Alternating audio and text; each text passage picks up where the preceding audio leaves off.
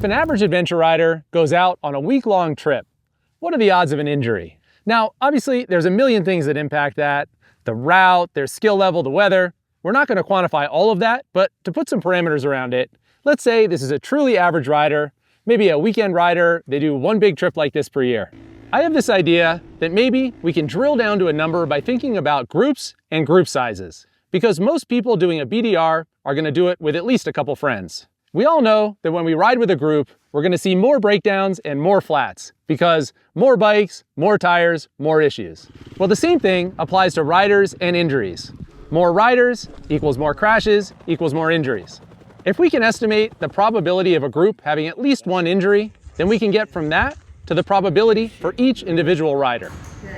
I texted a bunch of friends who are tour operators, guides, and instructors, and I asked them, what's the group size at which the odds of an injury cross 50-50?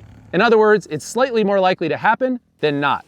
The highest answer I got back was 13 riders. The lowest answer was 6 riders. My own number was 8 to 10 riders. And when I first said that out loud, it seemed very low. So in a way, I was actually relieved that all these super experienced riders landed in a similar zone.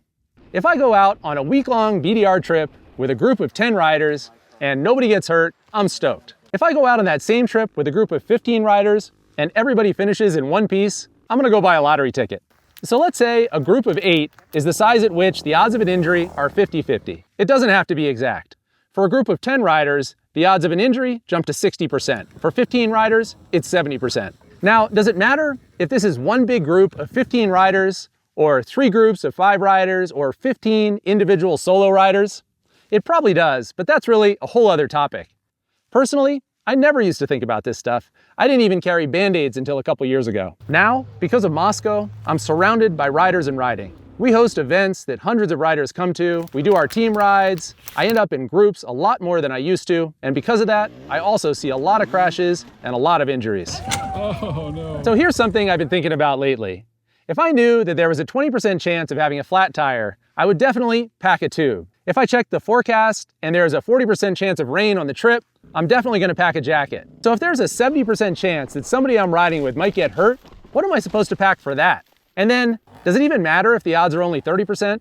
I'll talk about my own journey with that question in another video. For now, what I'm wondering is, what's your number and how'd you get there? Let me know in the comments. I'm Pete with Mosko Moto, and thanks for watching.